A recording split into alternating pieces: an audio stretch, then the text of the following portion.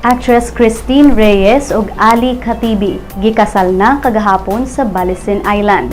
Ang nice print photo mo ini document sa maong kasal ug nagpost kagahapon og mga wedding photos.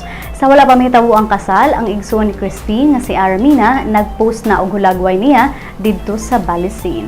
Danang miingon si Cristine nga gusto nilang duha ni Ali og intimate wedding ug di sad sila ganahan og engranding selebrasyon. Sila Cristine ug Ali mianunsyo sa ilang engagement niadtong Setyembre sa miaging tuig. Ang duha aduna nay anak nga babay nga ginganlag Amara.